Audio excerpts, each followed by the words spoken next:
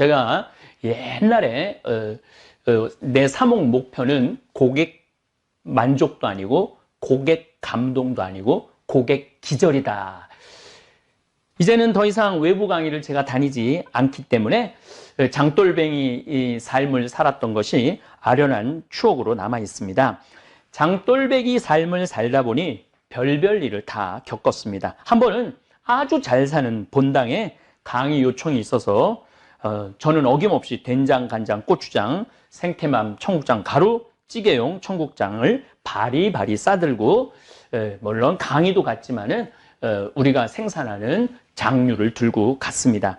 저는 강의하느라 성당으로 들어가고 우리 직원은 제 차 트렁크에서 물건을 내려 성당 입구에 판매대로 물건을 이렇게 옮기는데 본당 신부가 수단을 입고 지나가면서 장을 옮기는 우리 직원 귀 뒤에 대고 구질구질하게 저런 거 싸들고 다닌다고 혼잣말을 하더랍니다.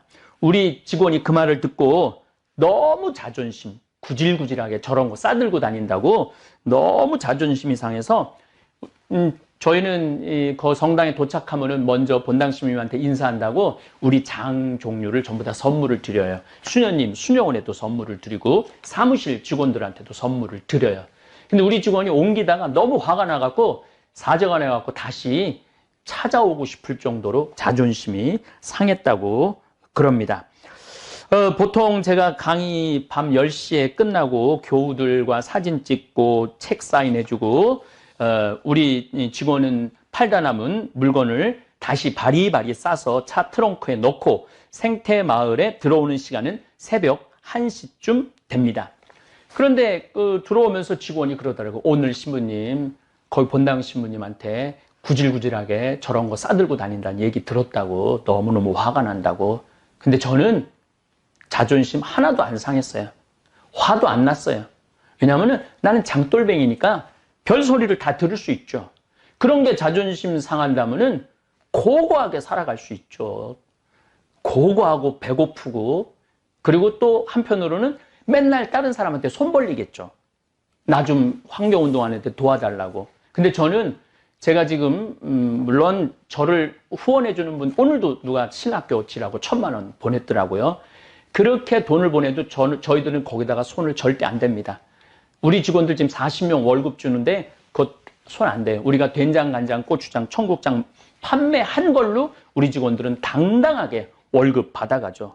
구질구질하게 우리가 사는 게 아니고 당당하게 살아가고 있죠. 내 손으로 일을 하기 때문입니다. 노동은 신성한 것입니다. 피땀 흘려 내가 지은 수확한 작물, 또 내가 직접 매주 띄워 만든 된장, 간장, 고추장, 또 내 손으로 띄워온 청국장을 들고 다니면서 판매할 때 저는 제 자신이 구질구질하다고 생각해 본 적 한 번도 없습니다. 오히려 아주 자랑스럽고 당당합니다. 아마 오늘 이 시간에 시장에서 또 노동 현장에서 또 공장에서 피땀 흘려 성실하게 일하시는 모든 분들, 본인이 구질구질하다고 생각하시는 분들이 있다면 더 이상 그렇게 생각하지 않으셔도 됩니다. 정말 구질구질하게 사는 사람은 피땀 흘려 노동하지 않고 다른 사람 등쳐먹고 사기치는 사람들입니다. 사실 또 욕심도 없어요. 여기서 제가 떼돈을 벌고 싶은 생각도 없어요. 그저 우리 농민들 콩 수매해서 그거 건강하게 해서 우리 국민들한테 건강한 먹을거리 제공한다라는 그러한 당당함, 자신감이 있습니다. 그래서 그 구질구질하다는 그 말 제가 이렇게 들으면서 묵상을 참 많이 해요. 내가 구질구질하냐, 당당하냐.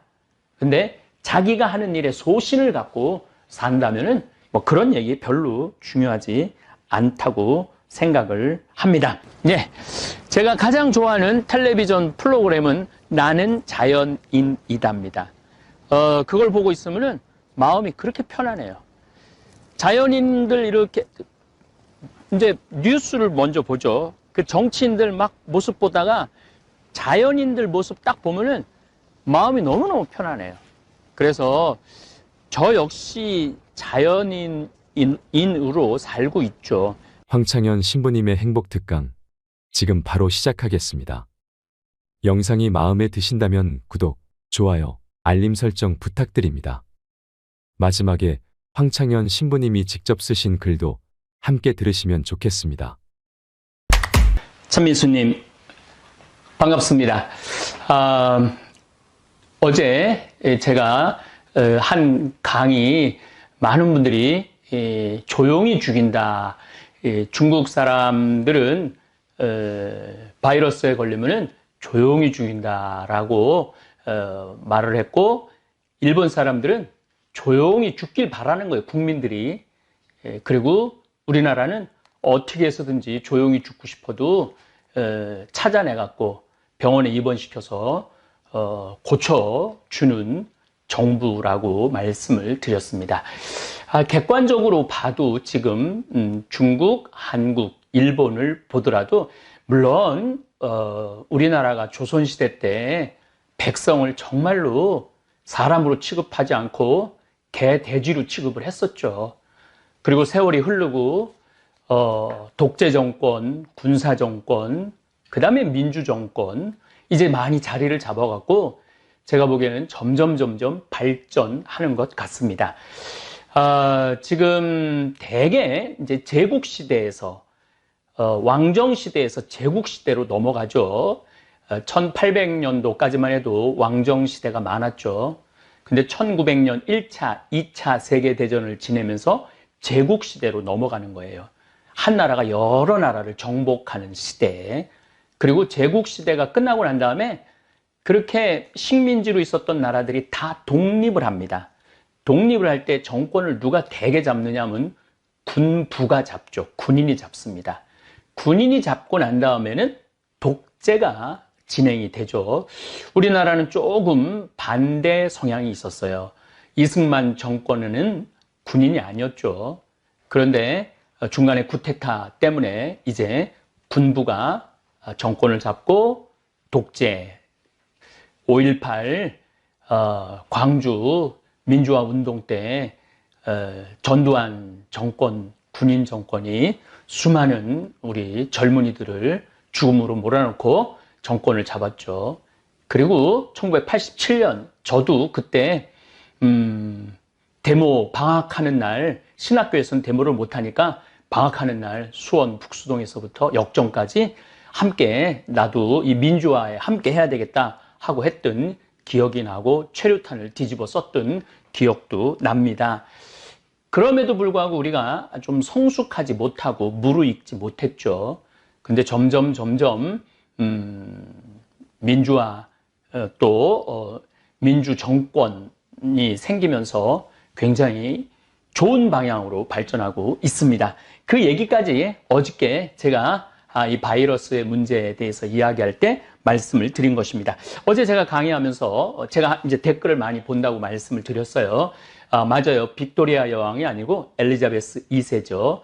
제 나이 정도 되면은 말하다가도 깜빡깜빡 할 때가 많아요. 더욱이 뭐 1시간, 2시간 이렇게 강의할 때 생각 안 날 때도 사실 많습니다. 그래서 참 하나 외우면 2개 까먹고 2개 외우면 4개 까먹는 것 같습니다. 정정하겠습니다. 엘리자베스 2세 1926년에 태어났죠. 그러니까 나이로 따지면은 지금 거의 95살 된 여왕이 영국의 국왕으로 지금 있습니다. 자, 제가 전국으로 강의 다닐 때 이야기입니다. 10년 전쯤의 일입니다. 저는 강의 다닐 때마다 생태마을에서 생산한 된장, 간장, 고추장, 생태맘, 청국장, 가루, 찌개용 청국장을 들고 다니면서 팔았습니다. 오늘 잠깐 댓글을 보니까 남편이 당뇨가 들었는데 6개월 동안 이걸 꾸준히 먹으니까 당뇨도 수치가 내려가고 그 다음에 변비도 없어졌다고 너무너무 감사하다라는 글을 제가 읽었습니다. 그럴 때마다 저는 참 행복한 사업가죠. 그리고 행복한 생태마을 을장입니다.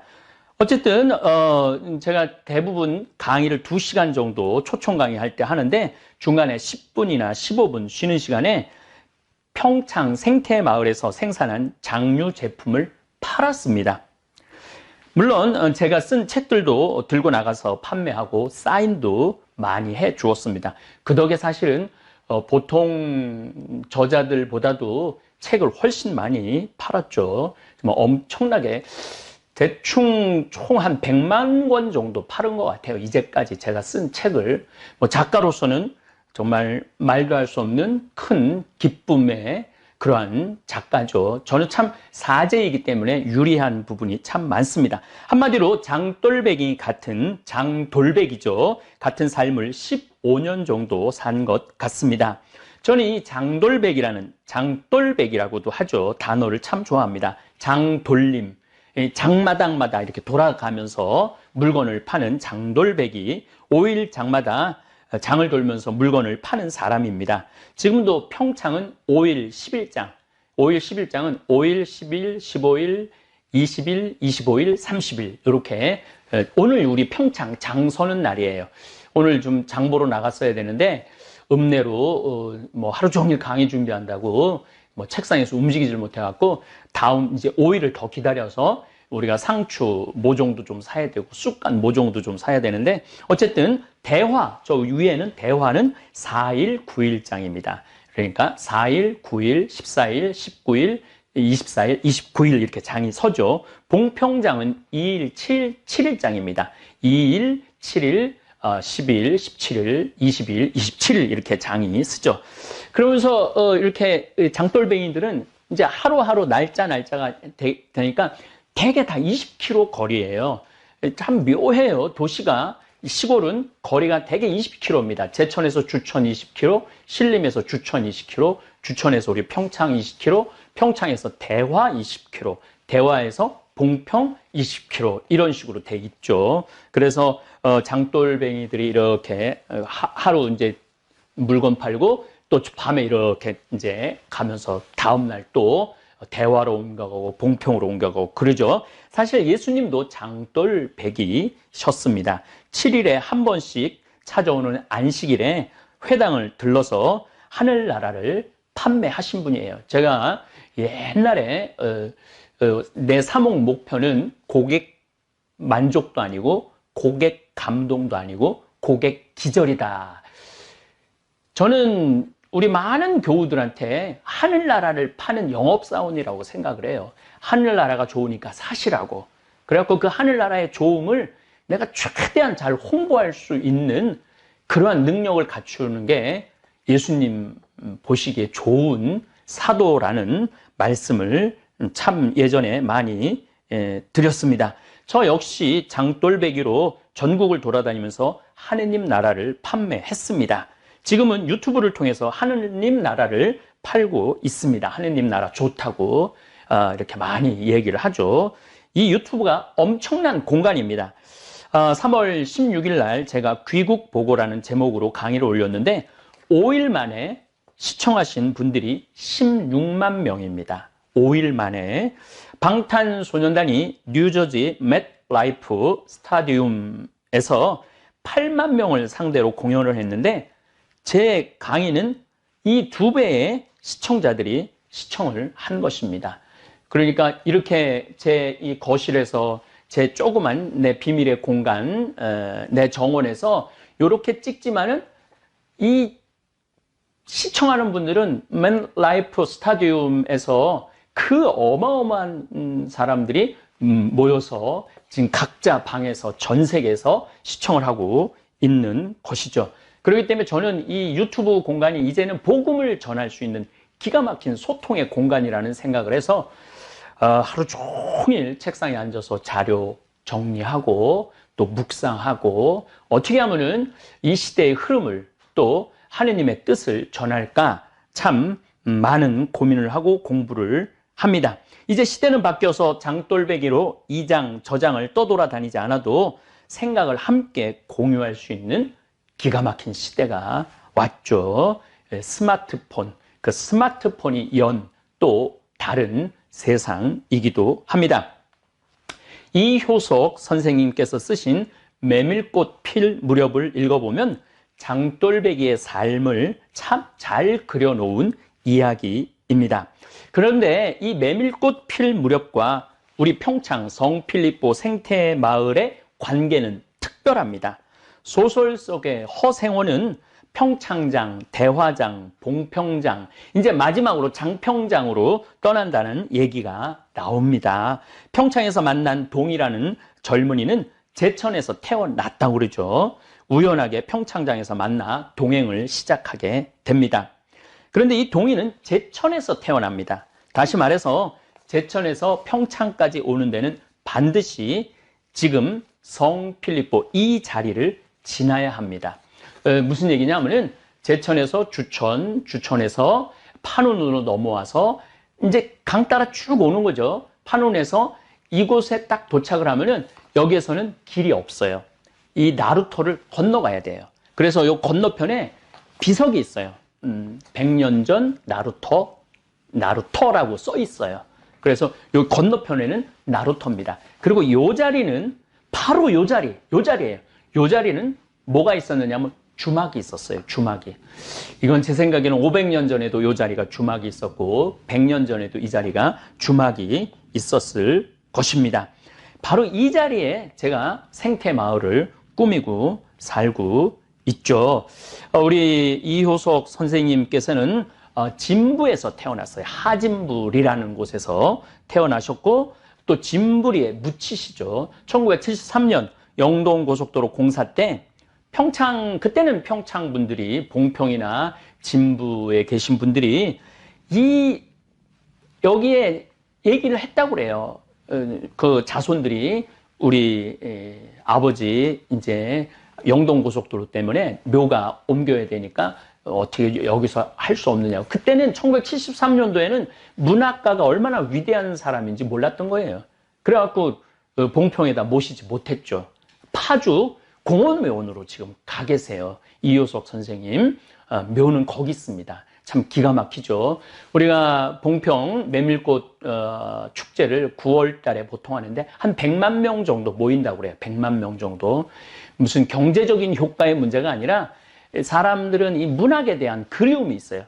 만약에 이효석 선생님의 묘가 그 물레방아 옆에 있었다면 제가 보기에는 100만 명이 오는 게 아니라 300만 명, 500만 명이 올 겁니다. 그런데 그 문학가의 그 귀중함을, 그러니까 예술의 귀중함을 그때 시대 때는 몰랐던 것이죠. 어쨌든 평창초등학교를 6년을 이효석 선생님이 다니셨어요. 그렇기 때문에 이효석 선생님은 제천, 주천, 평창, 대화, 제가 이제 그 메밀꽃 필 무렵의 길을 말씀을 드리는 거예요. 대화, 그 다음에 그 유명한 봉평, 물레방앗간에서 하룻밤에 만난 그 여인과 사랑에 나누는 그러한 얘기죠. 그래서 이 자리가 이효석 선생님이 이 자리를 분명히 알고 우리 생태마을을 분명히 알고 계셨던 것이죠. 그래서 저는 그런 그 연계성을 갖고 있으면서 이곳은 많은 사람들이 쉬었다 갔던 장소예요. 그렇기 때문에 성필리포 생태마을 피정의 집, 온 세상을 떠돌아다니는 나그네들이 이곳에 와서 쉬고 가는 그런 기가 막힌 공간으로 재탄생했죠.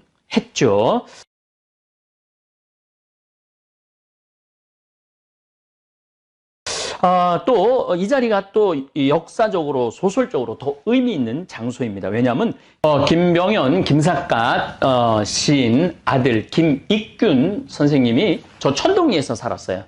거기서 뭐를 했냐면 서당을 했어요. 서당, 훈장님을 하셨죠. 그런데 항상 여기 섭다리가 여기 있었는데 항상 건너와갖고 바로 이 자리에 주막이 있었기 때문에 이 자리에서 그렇게 술 마시기를 좋아했대요. 그래요. 아마 아버지의 영향을 참 많이 받은 것 같아요. 김익균 선생님은 태어나서 아버지를 딱 3번 만났다고 그래요. 딱 3번 만나고 마지막에 전주에서 만났을 때 제발 이제 집으로 가자고. 집이라고 그러는 건 바로 이 천동리예요. 천동리. 바로 우리 강 건너 천동리로 가자고 그러는데 아버지가 알았다고 그러고 나 좀 뒤 좀 보겠다고 그러고 갔는데 기다렸는데 안 나타나셔갖고 들어가 보니까 삿갓을 벗어놓고 떠난 거예요. 그게 마지막 만남이었어요. 그런데 이게 조금 이제 여러 가지 설이 좀 있는데 우리 평창 쪽에서는 김익균 선생님이 하루는 아버지 죽었다는 소식을 듣고 가갖고 이렇게 그 증언이 있어요. 여기는 지씨 이 동네예요. 그 지씨 동네인데 지씨성을 가진 분들의 집장촌이죠.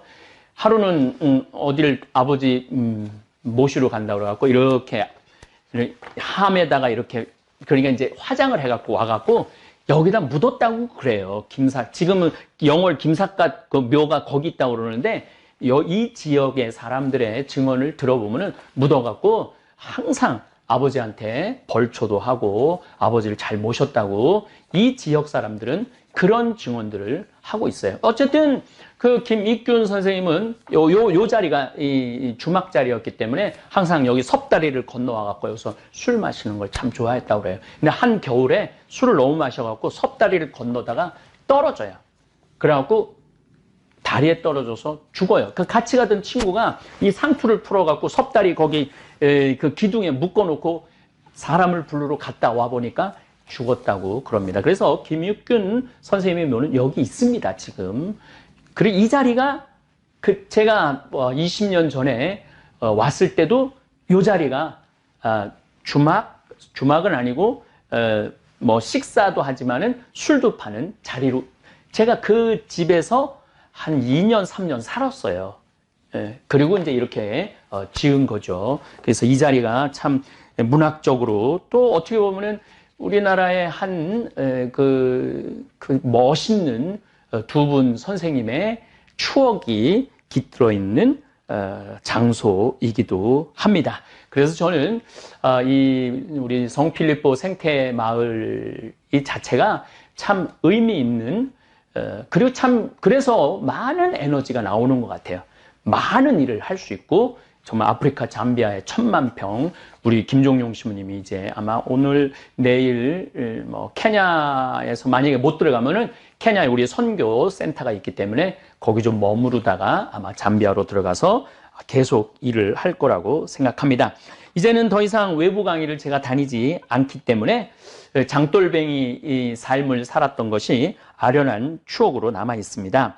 장돌뱅이 삶을 살다 보니 별별 일을 다 겪었습니다. 한 번은 아주 잘 사는 본당에 강의 요청이 있어서 저는 어김없이 된장, 간장, 고추장, 생태맘, 청국장, 가루, 찌개용 청국장을 바리바리 싸들고 물론 강의도 갔지만은 우리가 생산하는 장류를 들고 갔습니다.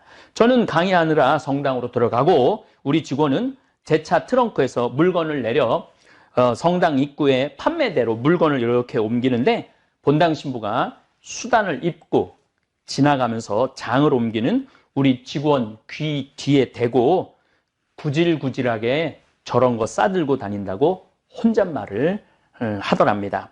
우리 직원이 그 말을 듣고 너무 자존심, 구질구질하게 저런 거 싸들고 다닌다고 너무 자존심이 상해서 저희는 그 성당에 도착하면은 먼저 본당 신부님한테 인사한다고 우리 장 종류를 전부 다 선물을 드려요. 수녀님, 수녀원에도 선물을 드리고 사무실 직원들한테도 선물을 드려요. 근데 우리 직원이 옮기다가 너무 화가 나갖고 사정을 해갖고 다시 찾아오고 싶을 정도로 자존심이 상했다고 그럽니다. 보통 제가 강의 밤 10시에 끝나고 교우들과 사진 찍고 책 사인해주고 우리 직원은 팔다 남은 물건을 다시 바리바리 싸서 차 트렁크에 넣고 생태마을에 들어오는 시간은 새벽 1시쯤 됩니다. 그런데 들어오면서 직원이 그러더라고요. 오늘 신부님, 거기 본당 신부님한테 구질구질하게 저런 거 싸들고 다닌다는 얘기 들었다고 너무너무 화가 난다고. 근데 저는 자존심 하나도 안 상했어요. 화도 안 났어요. 왜냐하면 나는 장돌뱅이니까 별소리를 다 들을 수 있죠. 그런 게 자존심 상한다면은 고고하게 살아갈 수 있죠. 고고하고 배고프고 그리고 또 한편으로는 맨날 다른 사람한테 손 벌리겠죠. 나 좀 환경운동하는데 도와달라고. 근데 저는 제가 지금 물론 저를 후원해주는 분 오늘도 누가 신학교 지라고 1,000,000원 보냈더라고요. 그렇게 돈을 보내도 저희들은 거기다가 손을 절대 안 댑니다. 우리 직원들 지금 40명 월급 주는데 그 손 안 대요. 우리가 된장, 간장, 고추장, 청국장 판매한 걸로 우리 직원들은 당당하게 월급 받아가죠. 구질구질하게 우리가 사는 게 아니고 당당하게 살아가고 있죠. 내 손으로 일을 하기 때문입니다. 노동은 신성한 것입니다. 피땀 흘려 내가 지은 수확한 작물, 또 내가 직접 매주 띄워 만든 된장, 간장, 고추장, 또 내 손으로 띄워온 청국장을 들고 다니면서 판매할 때 저는 제 자신이 구질구질하다고 생각해 본 적 한 번도 없습니다. 오히려 아주 자랑스럽고 당당합니다. 아마 오늘 이 시간에 시장에서 또 노동 현장에서 또 공장에서 피땀 흘려 성실하게 일하시는 모든 분들, 본인이 구질구질하다고 생각하시는 분들이 있다면 더 이상 그렇게 생각하지 않으셔도 됩니다. 정말 구질구질하게 사는 사람은 피땀 흘려 노동하지 않고 다른 사람 등쳐먹고 사기치는 사람들입니다. 우리 직원들은 손가락에 부을 정도로 열심히 일을 합니다.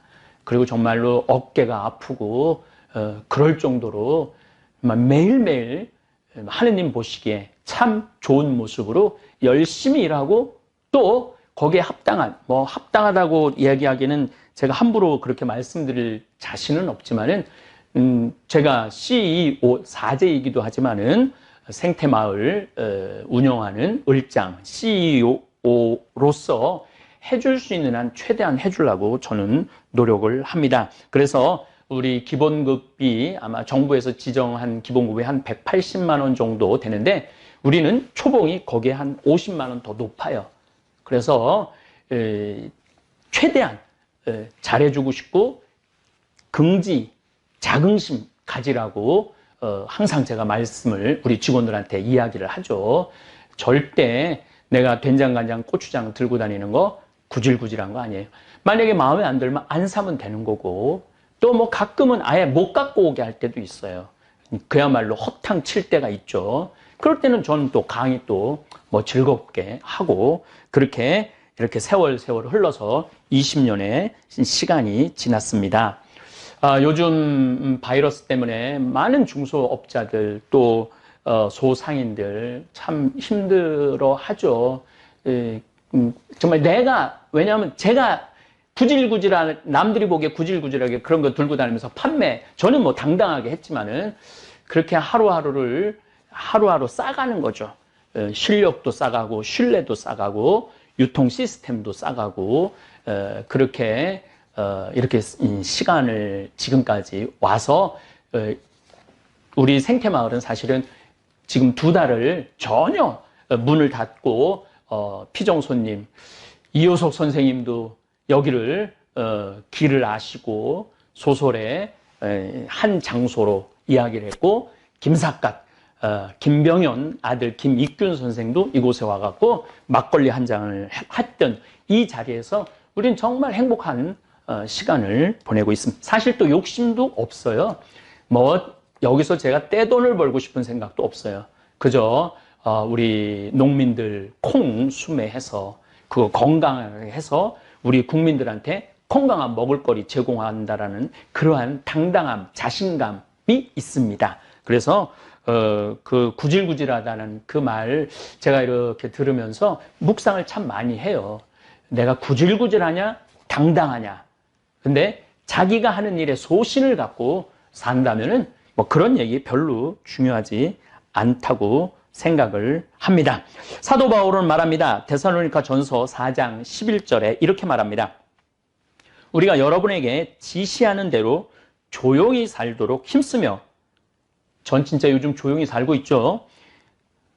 조용하지만 결코 조용하지도 않고 또 유튜브 때문에 자기 일에 전념하고 자기 손으로 제 일을 하십시오. 자기 손으로 제 일을 하라고 그러죠. 그러면 바깥 사람들에게 품위 있게 처신할 수 있습니다. 내 손으로 돈을 벌면은요, 바깥 사람한테 자신 있게 처신할 수 있어요. 근데 내가 내 손으로 돈을 벌지 못하면은 사람이 비굴해져요.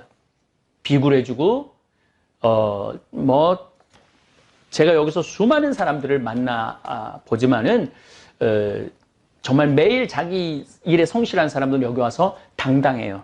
그런데, 뭔가 좀 숟가락을 얹으려고 그러는 그런 분들이 있어요. 그런 분들은 정말 약간 좀 자신감이 없어 보이는 그런 면도 있습니다. 근데 사도 바울은 이거 너무 정확하게 알고 있죠. 자기 손으로 제 일을 하십시오. 그러면 바깥 사람들에게 품위 있게 처신할 수 있고 아무에게도 신세를 지는 일이 없을 것입니다. 맞아요. 제가 2000년에 여기 들어왔는데 우리가 먹을 거리를 만들어 놓지 않았다면 우리가 살 거리를 준비해 놓지 않았다면 지금 아마 굉장히 비굴한 상태로 있었을 거예요. 그런데 누가 뭐라 그래도 정말 무소의 뿔처럼 뚜벅뚜벅 이렇게 걸어왔기 때문에 지금도 참 이런 어려운 상황 속에서도 우리 모든 직원, 요즘 우리 직원들 신났어요. 왜 신났느냐 하면은 이 피정 식단은 늘 똑같죠. 그분들은 처음이지만 우리 직원들은 매일 그 피정 식단을 먹으니까 참 밥 먹는 게 참 힘들었는데 요즘은 피정객이 안 오니까 아주 뭐 주방에서 온갖 오늘은 뭐 짜글이 백종원 씨가 한 짜글이를 저녁에 했는데 저도 올라가서 먹었는데 아주 맛있더라고요. 전 뭐 조금 맛을 봤는데 참 맛있더라고요. 우리 직원들이 아주 요즘 식사 시간이 기대가 된다고. 어떤 우리 직원은 그거 맨날 찍어서 자기 친구들한테 자랑한다고 그럽니다.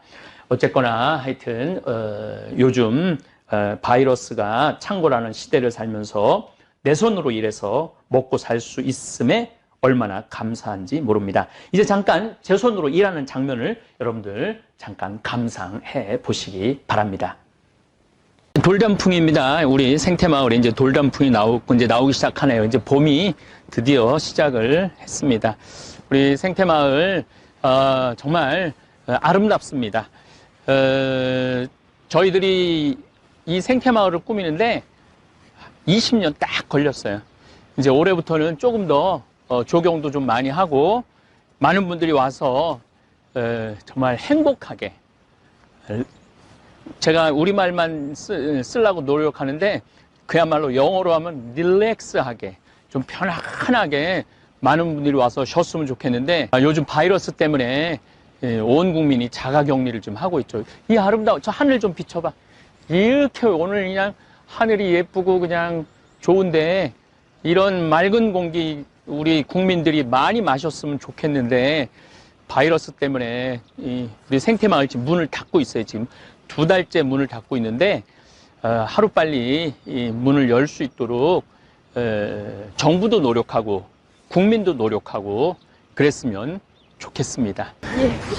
예, 항아리가 많으면은 그 집이 부자인지 부자가 아닌지 잘 알 수 있다고 그러는데 우리 생태마을 이렇게 항아리 이렇게 보시면은 반대쪽도 한번 비춰봐요. 예, 우리들이 이 장을 된장, 간장, 고추장 지금 담궈 놓은 겁니다. 제일 좋은 거는 3년 묵은 된장이 제일 맛있는데 우리 된장 인기가 좋아갖고 이렇게 많이 담그는데도, 그리고 생태마을은 이제 제가 그 소금 간수 빼는 거를 좀 보여드릴 텐데 소금을 미리 비금도에서 사놔서 간수를 빼갖고 장을 담급니다. 제가 늘 드리는 말씀이지만 우리 생태마을의 장은 매주 띄워갖고 또 그걸로 비금도 물로 된장, 간장, 고추장은 뭐 좀 다른 성격이 있죠. 고춧가루. 물론 고춧가루도 당연히 우리 생태마을에서 생산한 고춧가루로 고추장을 담급니다. 이게 메주가 온 우주가 들어있다고 그래요. 이게 메주가 왜 이 온 우주가 담을 수 있느냐 하면은 이 콩을 삶을 때 불로 삶잖아요. 벌써 불 들어갔죠? 콩 불릴 때 좋은 물로 콩을 불리잖아요. 그 수 들어갔죠? 나무는 우리들이 나무로 불을 뗄 때 그 나무도 들어가죠. 그 다음에 쇠솥에다가 삶죠. 그 다음에 흙에다가 황토에다가 띄우죠. 그래서 이렇게 메주를 이렇게 만드는 그 과정이 우주를 담는 과정이라고 그래요. 우주를 담는 과정. 그래서 우리는 그냥 단순히 메주를 먹는 게 아니라 우주를 먹는 거죠. 우주. 이게 참 제가 선생님한테 좀 더 자세히 해서 나중에 좀 자료를 여러분들한테 이렇게 띄울 건데, 이 콩이 천지인, 하늘과 땅과 사람이 다 들어있다고 그래요. 이 콩 안에. 그래서 그 콩 백태 안에 보면은 그 천지인의 모습이 다 들어있다고 그래요. 그래서 우리가 된장, 이 된장은 제가 보기에는 우리 대한민국, 한민족의 지혜가 들어있는 음식이 된장인 것 같아요. 생태마을 된장은 그래서 짭니다.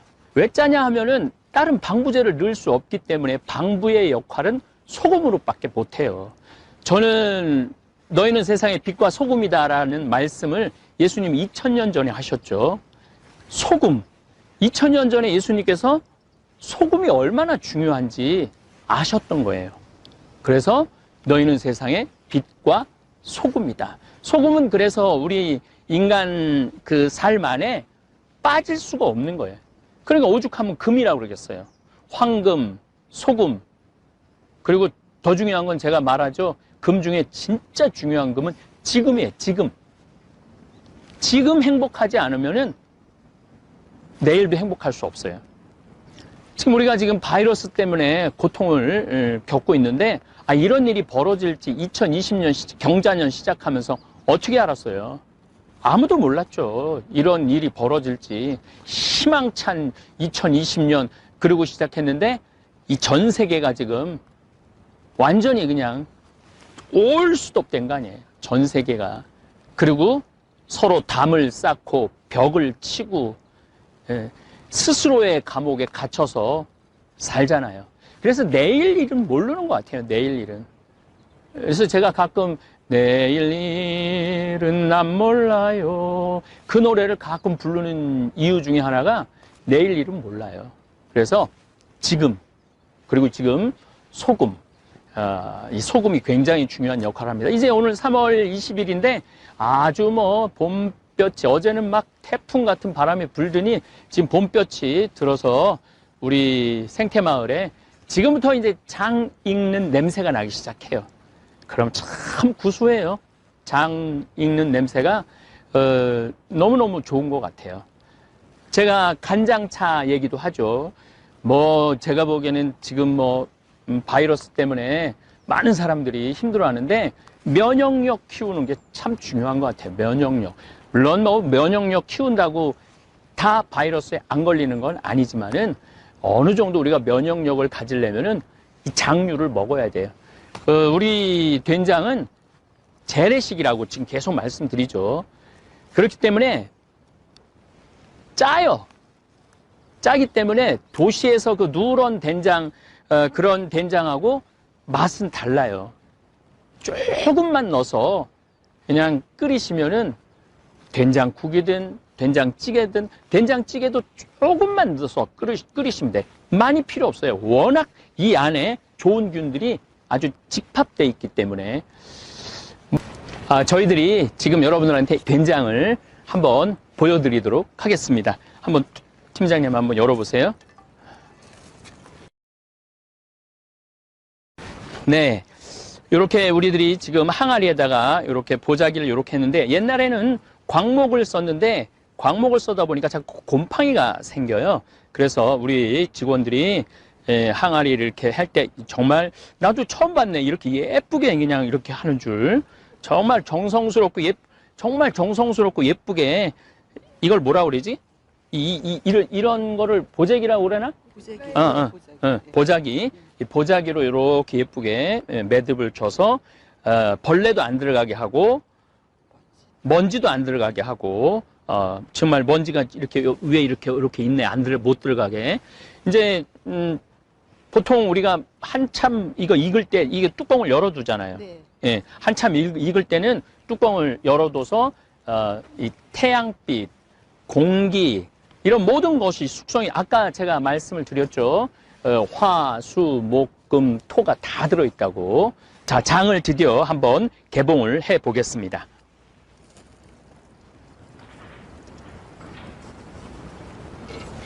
저기 먼지가 확실히 뭐 이렇게 많이 있네. 예. 자. 진짜 냄새 좋으네. 여기 지금 태양으로, 예, 저렇게 아주 냄새가, 정말 구수한 냄새가 납니다. 요거를 우리가 저기, 택배로 보낼 때 요건 싹 걷는 거죠? 네. 예. 택배로 보낼 때는 위에 장은 전부 다 걷어 버리는 겁니다. 그래서 택배를 보낼 때는 요렇게, 요게 1kg입니다. 1kg. 요렇게 포장을 예쁘게 해서 여러분들한테 보내드리는 겁니다. 요 정도면은 보통 일반 가정에서 얼마나 먹을까요? 저는 일주일에 된장찌개를 2번 내지 3번을 먹어요. 저 밥 해주는 분한테 그냥 해달라고 그래요. 난 오늘 된장국 먹고 싶다. 된장찌개 먹고 싶다. 왜냐하면 이 된장국이 참 구수한 게 참 맛있는 것 같아요. 그래서 여러분들, 제가 오늘 이렇게 이제 특별히 오늘 3월 20일 날, 우리 이제 이 생태마을 돌아가는 거, 뭐 지금 자가격리들 하시니까 답답하잖아요. 더욱이 면역력을 키워주는 음식으로는 우리 생태마을 이 장이 최고인 것 같아요. 그래서 여러분들한테 특별히 이렇게 소개를 해드리고 함께 나누고 싶어갖고, 또 우리 생태마을이 도대체 뭘 하는 데인지 잘 모르는 분들 너무너무 많아요. 자, 저게 황토집입니다. 저거 제가 지은 겁니다. 믿어지지 않으시겠지만은 제가 포크레인으로 해갖고 제가 지은 건데, 기운이 다 딸려갖고 저 위에다가, 사실은 그 노르웨이에 가보면은 저 위에다가 잔디를 심어갖고 꽃을 올리는데, 그걸 하고 싶었는데, 기운이 딸려갖고 저기까지밖에 제가 못했어요. 기운이 딸려서. 지금도 뭐 많은 분들이 이곳을 많이 이용을 합니다. 제가 이제 한번 저기도 지금 우리 은퇴하신 아주 높은 공무원 하시고 출입국 관리 국장까지 하신 분이 지금 저곳에서 한 10년 정도 지금 살고 계신데, 저것도 제 손으로 지은 겁니다. 예. 제가 가장 좋아하는 텔레비전 프로그램은 나는 자연인이다입니다. 그걸 보고 있으면은 마음이 그렇게 편안해요. 자연인들 이렇게, 이제 뉴스를 먼저 보죠. 그 정치인들 막 모습 보다가 자연인들 모습 딱 보면은 마음이 너무너무 편안해요. 그래서 저 역시 자연인으로 살고 있죠. 자연인으로 살고 있는데, 제가 천주교 신부이기 때문에, 천주교 사제이기 때문에, 공적인 사람이기 때문에 그 혼자서의 유유자적을 누릴 수는 없죠. 또 물론 제가 혼자서 유유자적을 누린다면은 사제가 될 이유가 없죠. 많은 교우들한테 위로를 하고, 또 많은 교우들한테 하늘나라의 신비를 알려주고, 또 이 지구가 조금 더 건강해질 수 있도록 노력하는 것이 제 사명이죠. 하지만은 올해 어차피 이 바이러스 때문에 자가 격리 상태에 있기 때문에 올해는 좀 나는 자연인이다라는 마음으로 살고 싶고, 생활 패턴도 그렇게 살고 싶어요. 그래서 여러분들한테 요거는 지금 이 꼭지 말고 다른 꼭지에 제목 자체가 나는 자연인이다라는 꼭지로 여러분들한테 제가 한번 황토집 짓는 과정, 또 농사 짓는 과정, 또 유기농으로 농사를 어떻게 짓는지 이런 것들도 한번 담아서 시리즈로 한번 여러분들한테 보여드릴 거예요. 그래서 사실은 이것도 나는 자연인이다의 일부분이죠.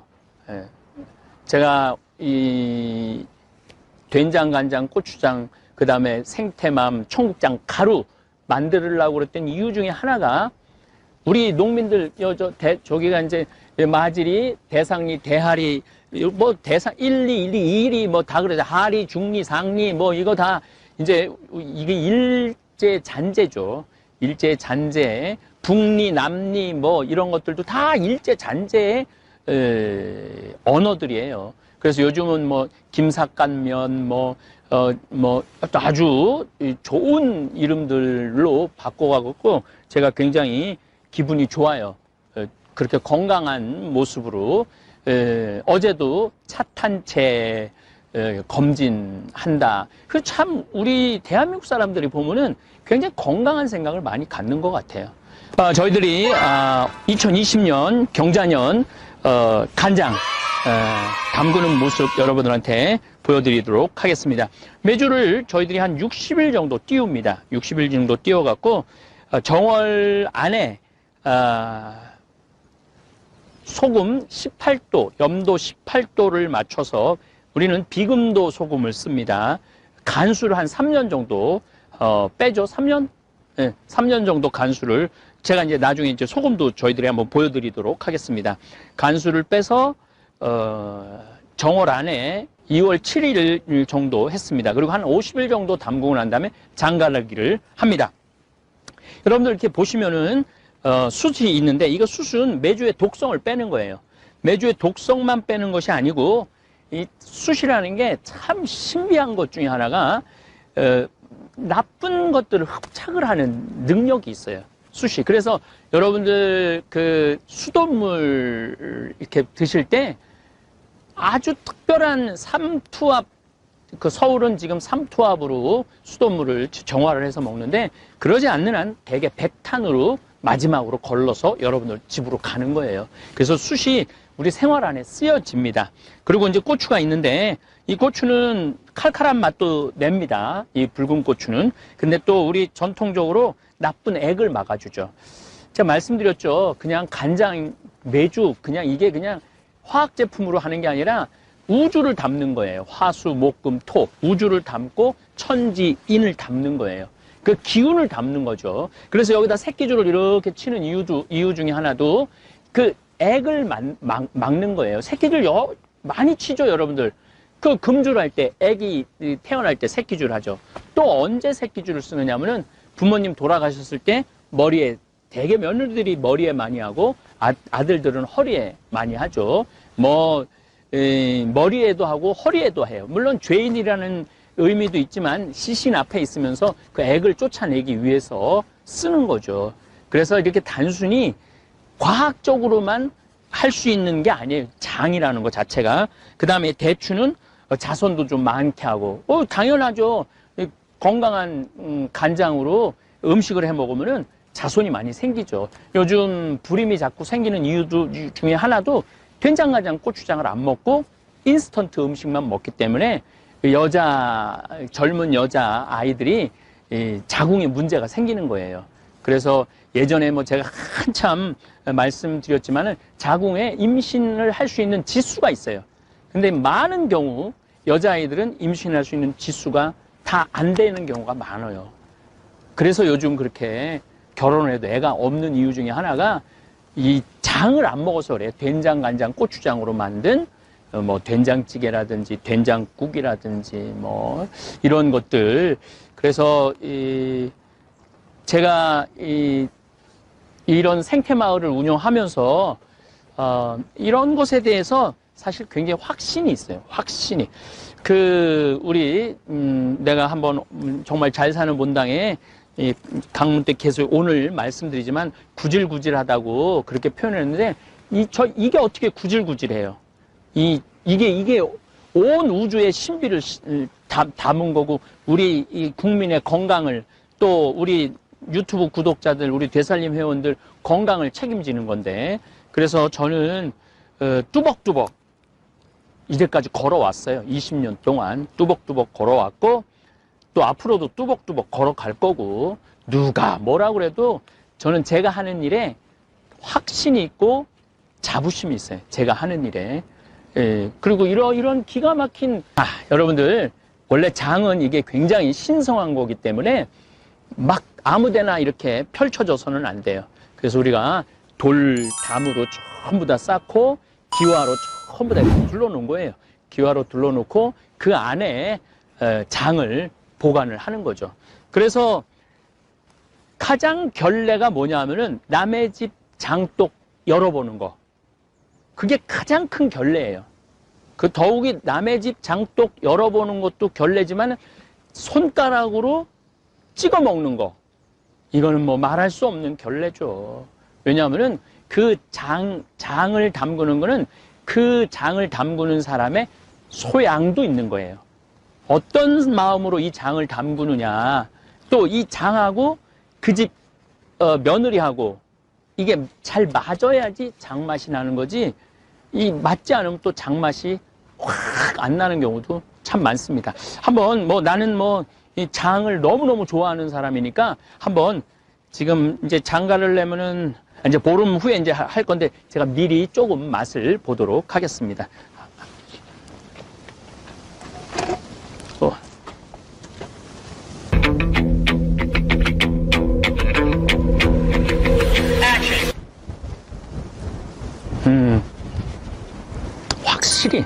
확실히 깊은 맛이 나. 닫아주세요. 그리고 이제 지금 참 옛날에는 이 뚜껑으로만 어떻게 했는데 요즘은 이게 바람이 통할 수 있도록 해놓고 먼지가 안 들어가고 태양빛을 그대로 받을 수 있도록 이렇게 참 잘 해놨어요.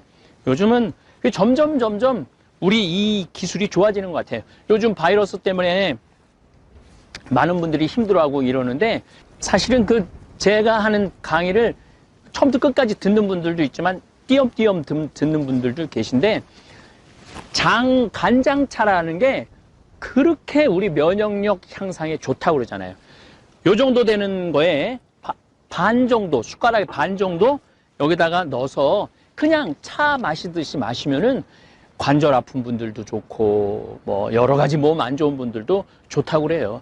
돈 들어가는 거 아니에요. 우리 조상님의 지혜가 들어가 있는 거를 먹는 거죠. 네. 잘 보셨습니까? 사도 바오로는 천막 짜는 일로 밤낮을 지새웠다고 고백하고 있습니다. 그리고 설교는 안식일에만 회당을 찾아다니면서 복음 선포를 하셨습니다. 제가 예수님은 장돌뱅이라고, 또 바오로 사도 역시 장돌뱅이라고 말씀한 게 대개 안식일만 거의 모임을 가졌어요. 물론 중간에 한 목요일에 한 번 또 모임을 갖기도, 이 회당 시나고게, 예전에 유대인들은 그런데 주로 안식일에 이렇게 이 시나고게, 갈릴리아는 7개 시나고게가 있었다고 그래요, 회당이. 그래서 한 주간에 한 군데씩 떠돌아다니면서 마치 우리 5일장 다니듯이 예수님께서 이렇게 하늘나라를 선포하셨죠. 저는 생태마을에서 하는 일이 얼마나 자랑스럽고 당당한지 모르겠습니다. 오늘을 고단하게 살아가는 모든 분들에게 저는 위로하고 싶습니다. 절대 구질구질한 삶이 아니라고. 이야기는 또 내일 제가 이어서 노동의 신성함에 대한 말씀을 드리도록 하겠습니다.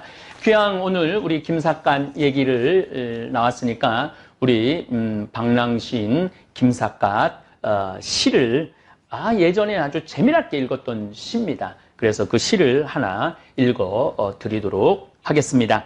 제목은 시시비비입니다. 이해 저해 해가 가고 끝없이 가네. 이날 저날 날은 오고 끝없이 오네. 해가 가고 날이 와서 왔다가는 또 가니 천시와 인사가 이 가운데 이루어지네. 요거를 한문으로 쓴 거예요. 이건 푸른 건데, 그래서 이 김삿갓이 천재라는 거예요. 연년년거 무궁거 일일일 내부 진래 연거월래래 우거 천신 사차 중최. 그 다음 시가 더 기가 막혀요. 여러분들 한번 들어보시면은 우리 김삿갓이, 우리 어렸을 때 아마 우리 팀장님은 아마 방랑신 김삿갓 그러면서 이렇게 했던 라디오 그런 거 아마 기억나실 거예요. 저도 아주 어렸을 때 너무너무 저 초등학교였으니까 뭐 무슨 뜻인지 몰랐지만은 그 목소리, 성우가 참 목소리가 좋았던 것 같아요. 그때, 요거 여러분들 읽어드리도록 하겠습니다. 요즘 유튜브에, 댓글을 보면은 네가 옳으니, 내가 옳으니 서로 의견이 분분하고 심지어는, 좀 폭력적인 언어까지 쓰는 분들도 있는데 우리 김삿갓 시인의 이 기가 막힌 내용을 좀 들어보고 조금 마음의 여유를 가지시라고 제가 이 시시비비라는 시를 마저 읽어드리도록 하겠습니다. 옳은 것 옳다 하고 그른 것 그르다 함이 꼭 옳진 않고 그른 것 옳다 하고 옳은 것 그르다 해도 옳지 않은 건 아닐세. 그른 것 옳다 하고 옳은 것 그르다 함. 이것이 그른 것은 아니고 옳은 것 옳다 하고 그른 것 그르다 함. 이것이 시비일세. 이거를 한문시로 바꾸면은 이렇습니다. 시시 비비비 시시 시 비비 시 비비 시 시 비비 시시 비비 시시 비비 시시 비. 감사합니다. 신부님이 직접 쓰신 글을 읽어드리겠습니다. 고령화 사회에서 행복 찾기. 신부님하고 살고 싶어요. 텔레비전을 통해 제 강의를 보고 들은 할머니들은 제가 참 착한 사람이라고 생각하시는 것 같습니다. 아들은 나를 구박해도 언제나 환하게 웃으면서 강의하는 황 신부님만은 나를 받아줄 거야. 아마도 그런 생각들을 하시나 봅니다. 할머니들의 하소연 전화도 많이 오고 구구절절 억울한 사연을 편지로 써보내는 할아버지도 있습니다.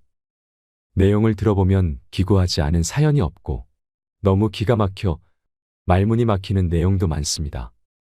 자식들한테 재산을 몽땅 나눠줬는데 모른 척한다거나 박사학위 받고 교수를 하도록 공부시켰는데 자식 얼굴 보기도 힘들다는 분도 있고 젊어서부터 이래저래 사업자금을 대줘서 회사도 크게 하는 자식인데 어느 날부터 부모, 형제하고 담을 쌓고 살고 있다는 하소연도 있습니다.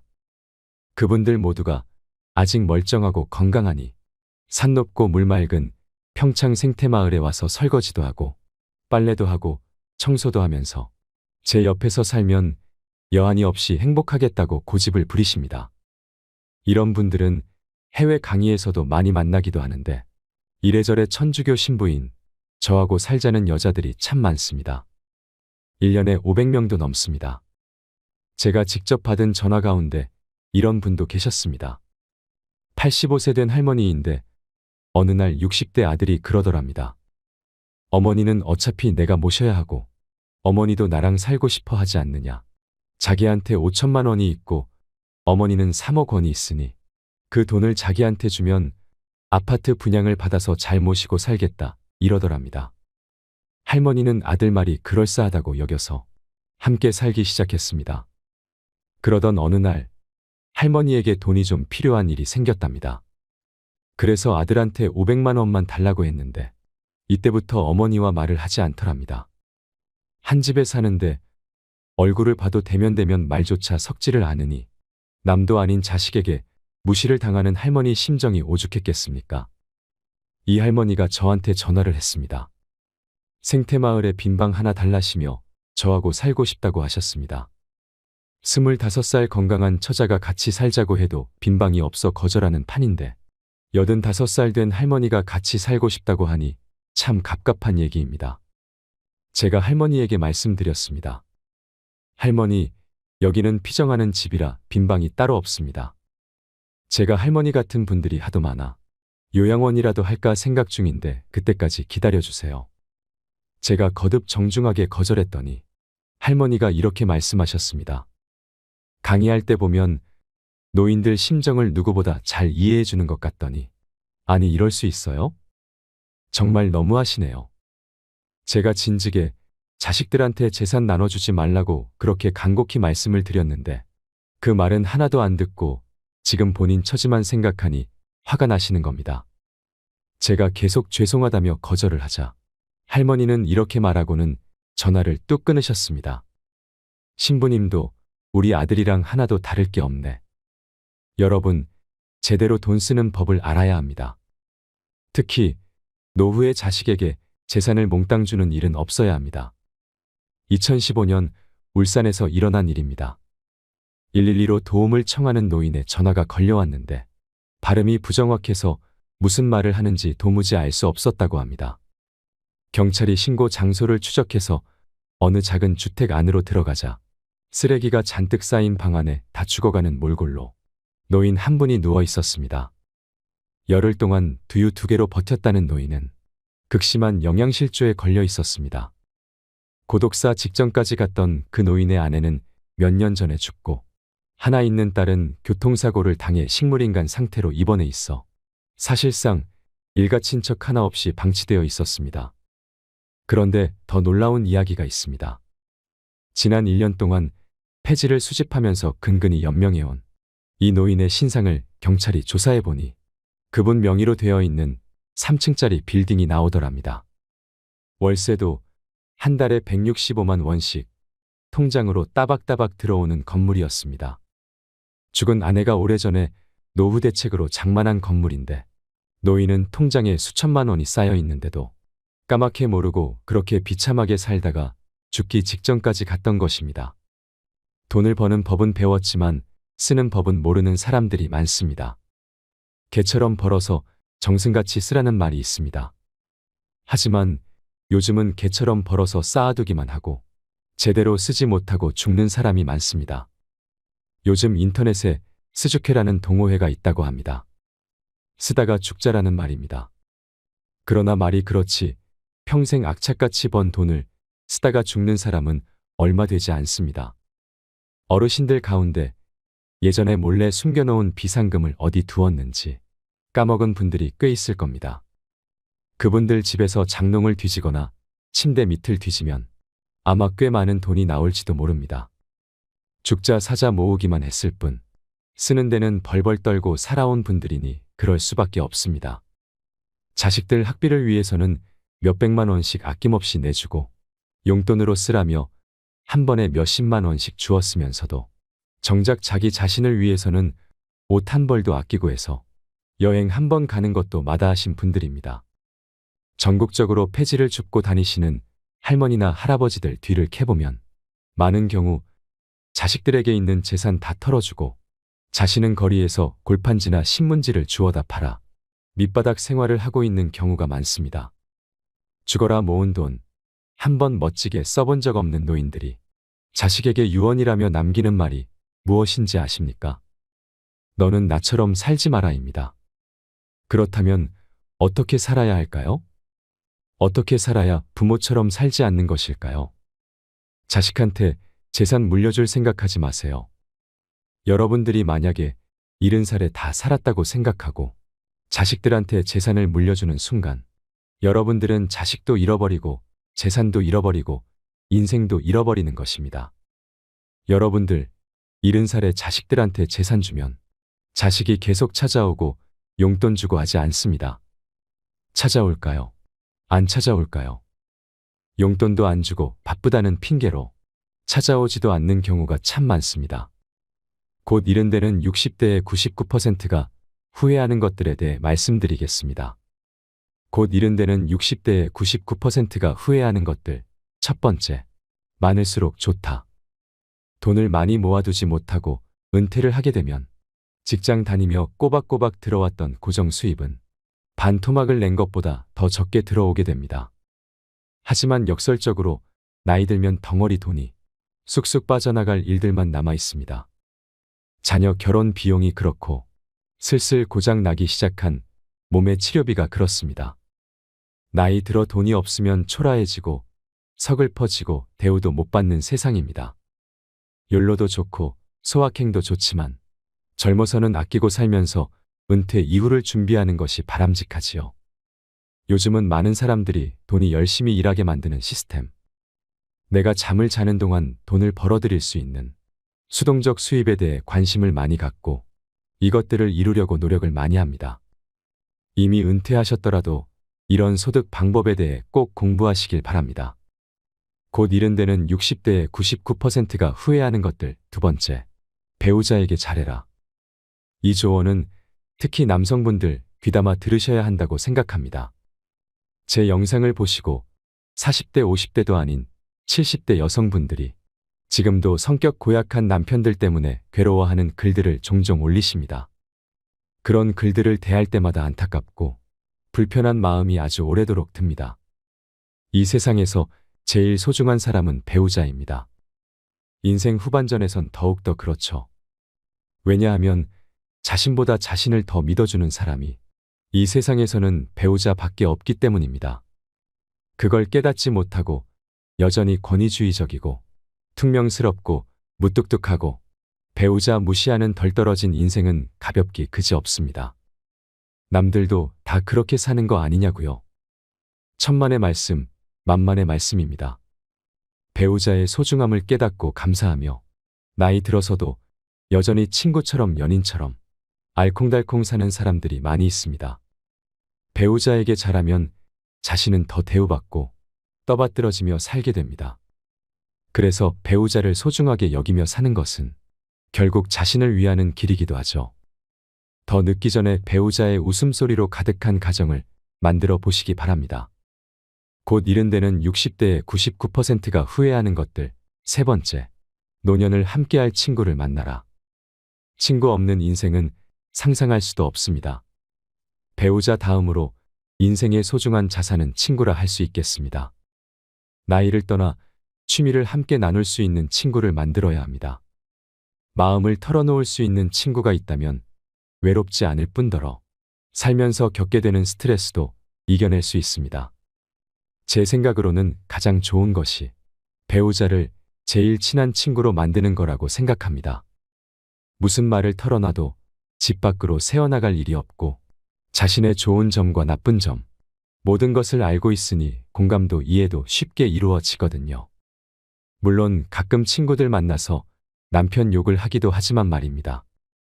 뭐 그 정도 재미는 눈 감아 줄 수 있습니다. 곧 이른 데는 60대의 99%가 후회하는 것들. 네 번째, 자녀들과의 신뢰감을 유지해라. 자녀들과의 동등한 신뢰감을 유지하는 가장 좋은 방법은 대화를 많이 하는 겁니다. 시시콜콜 생활에 참견하고 볼 때마다 잔소리하는 것은 그나마 남아있던 부모와 자식 간의 정마저 떼어내는 지름길입니다. 자식 볼 때마다 못마땅한 것이 보이고 또 한 소리 하고 싶을 때마다 자신의 젊은 시절을 돌아볼 일입니다. 꼭 자기를 닮았거든요. 긴 대화가 아니더라도 말 한마디를 하더라도 긍정적이고 사랑과 신뢰, 그리고 자식들을 지지하는 마음이 전달되도록 하는 것이 중요합니다.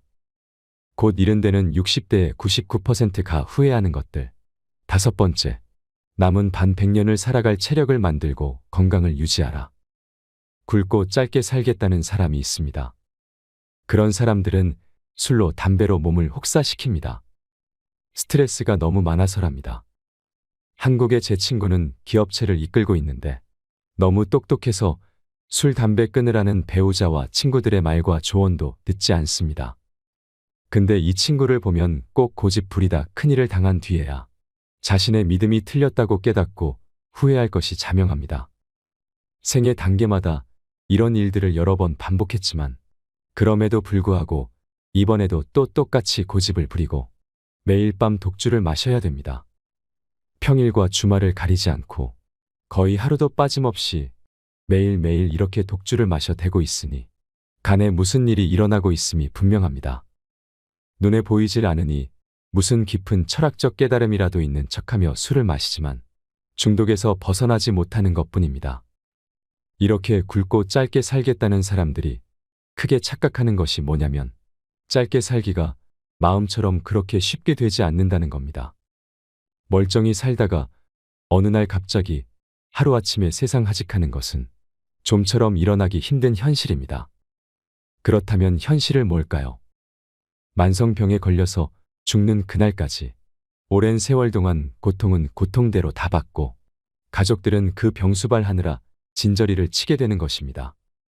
지금까지 모아두었던 노후 재산, 치료비로 다 날려 먹는 것이 현실에 더 가깝습니다. 이렇게 사는 인생은 무슨 일을 도모할 수 있을 리도 만무합니다. 그러니 굵게 살지도 못하고 짧게 살지도 못하는 겁니다. 은퇴하면 열심히 운동해야지 하는 분들이 계신데 그러지 마시고 지금 당장 오늘부터 열심히 운동해서 남은 반백년을 살아갈 근육도 미리 붙여놓고 체력도 만들어 놓으실 바랍니다. 그래야 은퇴 후에도 계속 운동을 할 수 있습니다. 곧 이른 데는 60대의 99%가 후회하는 것들. 6번째, 배움을 멈추지 마라. 마음과 머리에 새로운 것을 채워 넣지 않으면 하는 말은 고리타분해지고 생각은 편협해지기 마련입니다. 그러다 보면 어느새 불평불만을 늘어놓는 인생을 살게 될 게 뻔하죠. 배움으로 이끄는 호기심을 간직하며 사는 게 중요합니다. 호기심을 간직하면 맑고 총명한 눈망울을 갖고서 하루하루 생기 있는 일상을 보내게 되고 더 새로운 내일을 설레이며 기다리는 인생을 살게 됩니다. 곧 이른 데는 60대의 99%가 후회하는 것들. 7번째, 평생 즐길 수 있는 취미를 만들어라. 은퇴해서 취미를 즐기며 살기 위해서는 은퇴 전부터 취미 생활을 시작해서 그것을 즐길 수 있는 정도의 수준으로까지 올려놓는 것이 중요합니다. 세상 무엇을 배우든 제일 힘든 것이 그 기초 과정이죠. 모든 것이 생소하고 몸은 따라주지 않으니 즐기려고 시작했는데 역설적이게도 그것 때문에 고통스럽기까지 합니다. 그 고비를 참아내지 못하고 그만두는 사람이 대다수입니다. 10대 시절 해보고 싶었던 것을 취미로 삼아 평생 즐길 수 있도록 미리미리부터 배워야 할 일이겠습니다. 곧 이른 데는 60대의 99%가 후회하는 것들. 8번째, 글 쓰는 습관을 가져라. 글쓰기는 공감 능력을 향상시키고 상처를 치유해주고 상상력을 키워주며 생각을 정리해주기 때문에 나이 들어서도 더없이 필요한 활동입니다. 더욱이 나이 들어서 글쓰기를 해야 하는 이유는 성찰을 할 수 있기 때문입니다. 남이 읽으면 어찌할까 싶어서, 글 재주가 없어서, 작가처럼 글을 쓸 수가 없어서 글을 쓴다는 것에 부담을 갖고 계신 분들이 많은데 그러실 필요 없습니다. 우리 나이의 글쓰기는 남에게 보여주는 목적이 아니라 작가와 독자가 오직 한 사람뿐인 자기 성찰을 위한 글쓰기이기 때문에 한 줄 쓰기부터 가벼운 마음으로 시작하면 됩니다. 글쓰기를 시작하면 그동안 무심하게 읽었던 남들이 써놓은 글들도 새롭게 보이고 좋은 표현들도 눈에 들어오기 시작합니다. 곧 이른 데는 60대의 99%가 후회하는 것들. 9번째, 마지막 도전 앞에서 주춤거리지 말아라. 그때 용기를 내서 할 걸 그랬어 하는 것들이 지금도 있지 않으세요? 더 이상 그런 후회를 마음에 담아두고 살면 안 됩니다. 돌연 앞에서 너무 많은 생각으로 마음처럼 잘 해낼 수 있을까 하는 염려로 주춤거릴 시간이 없습니다. 이제 시간도 있고 마음에 품었던 것을 배울 수 있는 돈도 있습니다. 이번에는 반드시 해보겠다는 의지만 있으면 되는 겁니다. 경험을 사는 것에는 돈을 아끼지 말라고 인생 선배들이 말을 합니다. 그러니까 도전하고 여행 다니는 것에 인색할 필요 하나도 없습니다. 곧 이른이 되는 60대의 99%가 절대 다수가 후회하는 것들도 사실 우리가 알고 있었던 내용과 크게 별반 다르지 않습니다. 그러니 남의 얘기라고, 남들이 후회한 얘기라고 흠칫하고 가볍게 여기지 마시고 나도 그런 후회를 할 수 있다는 것을 생각하시면서 뒤늦게 그런 일이 없도록 하나하나 실천해 가면서 사셨으면 좋겠습니다. 황창현 신부님의 영상이 어떠셨나요? 오늘도 황창현 신부님 덕분에 참 행복한 하루입니다. 오늘 영상을 보신 모든 분들이 노후를 지혜롭게 행복한 하루하루를 사시길 바라면서 오늘 영상 마치도록 하겠습니다. 이상으로 책틀맨이었습니다. 지혜를 쌓는 당신의 오늘이 아름답습니다. 더 좋은 영상으로 찾아뵙겠습니다.